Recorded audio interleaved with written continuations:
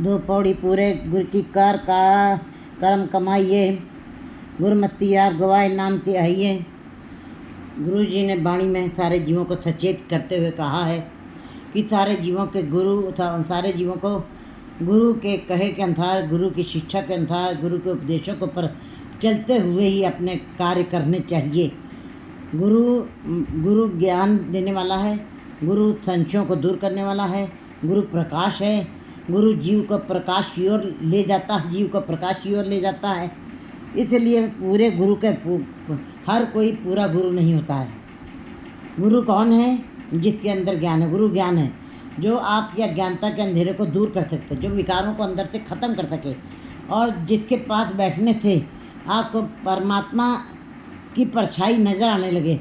क्योंकि गुरु परमेश्वर एको जान, गुरु और परमेश्वर एक ही होते हैं। परमेश्वर जो है सूरज है और गुरु उसके अंदर की निकली हुई किरण है। दोनों एक दूसरे के अन्योन्याश्रित है, दोनों एक दूसरे के पूरक हैं, अलग नहीं है। इसलिए पार ब्रह्म गुरु एको जान। तो इसीलिए गुरु जी बता रहे हैं कि पूरे गुरु की कार कर्म कमाइए।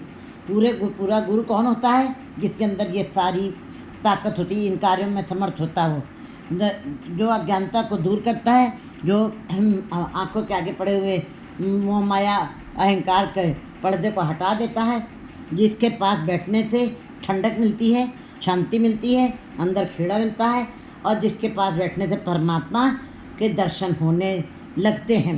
इसलिए गुरु जी कहते हैं किसी को भी कार्य कोई भी करना है संसार में, पूरे गुरु के अनुसार, उसके उपदेशों के ऊपर चलते, उसकी शिक्षा के ऊपर चलते हुए कार्यों को करना चाहिए।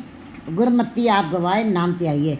और जब गुरु की मति के अनुसार कोई जब जीव कार्य करते हैं, उनके अंदर कार्य करते हुए, गुरु के शब्द की कमाई करते हुए, उसके उपदेशों के ऊपर चलते हुए उनके अंदर का अहंकार खत्म हो जाता है। जब अहंकार खत्म हो गया, कहते गुरमति आप गवाए। गुरु की मति से जीव के अंदर का अहंकार खत्म हो जाता है, चुक जाता है। आप गवाइए, नाम त्याइए, और फिर वे उनका नाम में ध्यान लगता है। क्योंकि रहते जीव मलिन है कि संयम तोता जाए, हर जो अहंकार न पावी। हरि को अहंकार नहीं समझ में आता है। अहंकार जिस जीव के अंदर होता है वहाँ निरंकार नहीं बच सकता है। जो गुरु की शिक्षा के अनुसार चलते हैं, उनके अंदर से अहंकार का भाव खत्म हो जाता है, और फिर वे परमेश्वर के ध्यान में लग जाते हैं, उनको रस आता है। दूजे कार्य लग जन्म गवाइए। जो दूसरे कार्यों में पड़े हुए हैं, दूसरे माने भ्रमों में पड़े हुए हैं, संसार के कर रहे हैं धार्मिक कार्य, लेकिन केवल एक धार्मिक दिखावा है।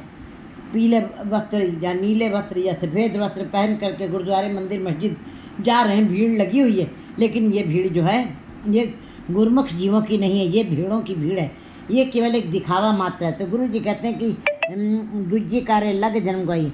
जो दुविधाओं में पड़े हुए हैं, जो भ्रमों में पड़े हुए हैं, सहस्ते जीव मलिने, इन संशयों से ही, इन भ्रमों के कारण ही जीव के अंदर उसका उसकी आत्मा मैली होगी, उसका हृदय मैला हो गया है। इसीलिए जब मैला है, मैले हृदय में परमात्मा का नाम नहीं बस सकता है। सहस्ते जीव मलिने कहते दूजे कार्य लग जन्म गई। जो दुविधाओं में पढ़ करके कार्य कर रहे हैं, धार्मिक कार्य कर रहे हैं, लेकिन दुविधाओं में पढ़ कर कर रहे हैं, जप तप संयम तीर्थ स्नान सब कर रहे हैं, लेकिन गुरु की मत के अनुसार नहीं किया जा रहा है। गुरु की मत के अनुसार नहीं किया जा रहा है।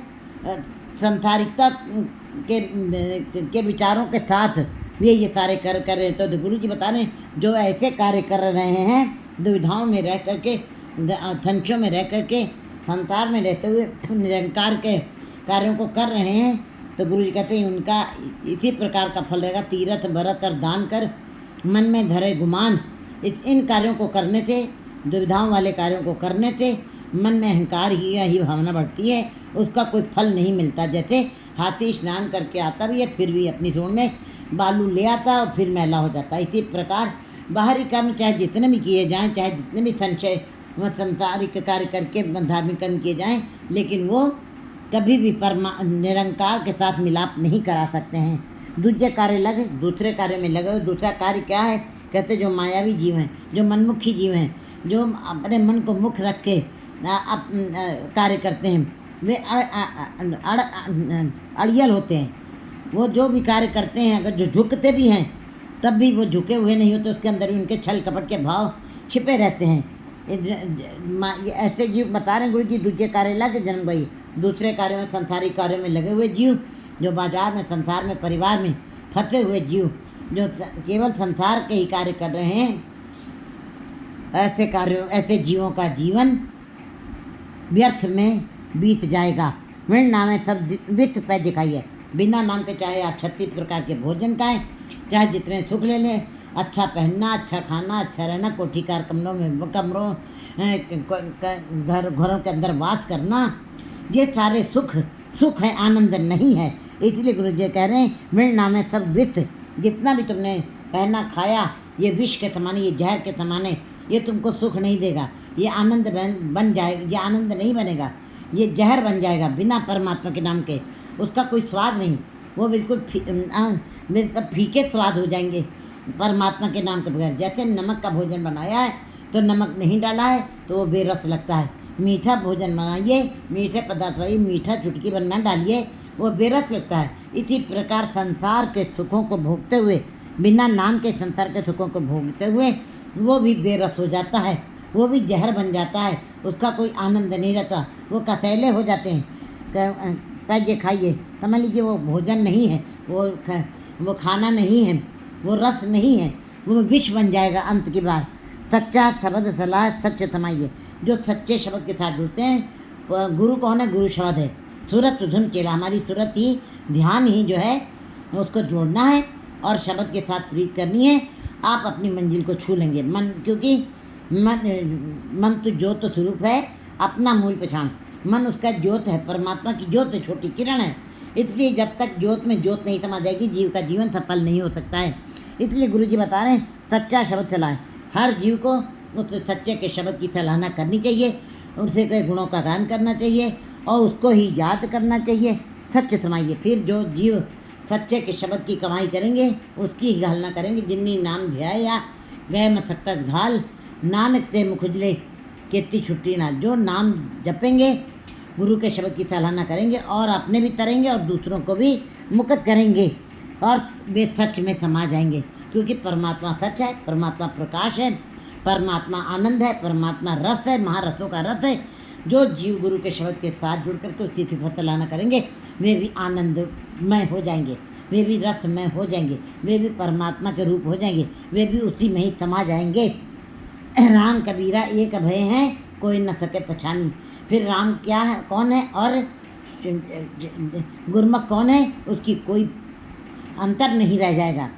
मृण सतगुरु सेवे नाई सुख निवास। फिर आइए गुरु जी बता रहे हैं संसार में चाहे जितने सुखों का भोग कर लो, जे जुट चाहे यार जा होर तो थोड़ी होए, नवा खंडा में जानिए नाल चले, तब कोई चाहे तुम्हारा नाम भी अच्छा अच्छा गिना जाए, तुम्हारे पीछे सारी पब्लिक भी चले, लेकिन जे तिस नज़र ना आवे, अगर जो उसकी कृपा की नज़र में नहीं आए तो तुम्हारी बात कोई पूछेगा नहीं। तुम ठोकरें खाओगे, तुम अंधकार में रहोगे, तुम सदा दुखी रहोगे, तुम सदा बेचैन रहोगे, तुम सदा अंधेरे में रहोगे, तुम सब की न्यायी तुम्हारा मुख रहेगा। तो गुरु जी बता रहे हैं मृण सतगुरु सेवे ना है। बिना सतगुरु के शब्द के जो जीवन बिता रहे हैं, नहीं जो शब्द के साथ जुड़ते हैं, सिमरन नहीं करते हैं, उनको सुख नहीं मिलेगा। सुख निवास फिर पर आइए, उनको कभी सुख नहीं मिलेगा, वे सदा दुखी रहेंगे और आवागमन का चक्र सदा उनके लिए बना रहेगा। मर जमे फिर मर रहे, कहते हैं ऐसे ही ये चक्र सदा चलता रहेगा, कभी वो विश्राम अवस्था में नहीं आएंगे। दुनिया खोटी रात कूड़ कमाइए। ये संसार दुनिया खोटी है। दुनिया माने दो मुंह की दुनिया है।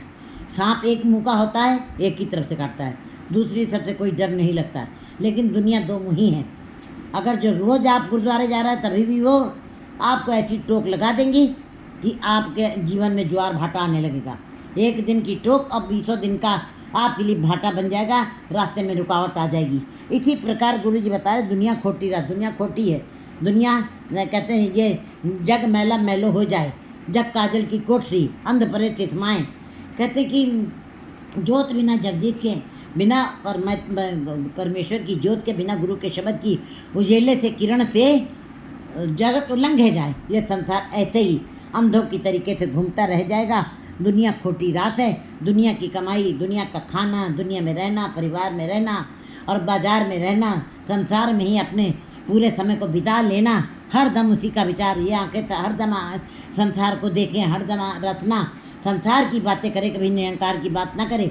ये कान संसार की बातें सुने, चर्चा सुने। तो इसी प्रकार ऐसे जीवों को गुरु जी बता रहे हैं, ऐसे जीव खोटी रात होते। दुनिया खोटी रात, दुनिया मैली है, दुनिया दोनों दो मुही है, दोनों तरफ से काटती है। कहते दुनिया खोटी रात, कूड़ कमाई है, और ये खोटी राशि है। खोटे सिक्के कहीं काम नहीं आते, खोटे एक बार नहीं हजारों बार फेंक दिए जाते हैं। इसी प्रकार दुनिया की कमाई, संसार की कमाई, संसार की उपलब्धियाँ, संसार का ऐश्वर्य, संसार का जितना भी धन दौलत है, ये सब खोटा है, ये सब जहर है, ये सब सुख देने वाला नहीं है। माया हुई नागनी, दुनिया की राश जो है माया, जितनी माया, जितने तरीके की माया क्या है? जिस वस्तु को देखने के पश्चात परमात्मा का नाम भूल जाए, वही वस्तु माया है। तो माया हुई नागनी, जगत रही लपटाए। एक तरीके की माया ने संसार को नहीं लिपटा रखा हुआ है। जो इसके पाछे पड़े तिथि को फिर खाए, यह बिना दांतों के खा जाती है। दुनिया खोटी रात, कूड़ कमाई है, और जीव इसी के अंदर रहते हैं। ज़्यादातर जीव जो हैं, ऐसे जीव ज़्यादा हैं जो दुनिया की खोटी राशि को कमा रहे हैं और कूड़ा इकट्ठा कर रहे हैं, झूठी कमाई इकट्ठी कर रहे हैं, और कूड़ा ही इकट्ठा कर रहे हैं। ऐसे जीव बड़े दुर्लभ हैं जो गुरुमुख हैं, जो गुरु की शब्द की तिलावत से फतला करते हैं और गुरु के उपदेशों के अनुसार चलते हैं। अपने अंदर से अहंकार के भाव को खत्म करके वो उसके ध्यान में ही सदा जुड़े रहते हैं। ऐसे जीव बड़े विरले हैं।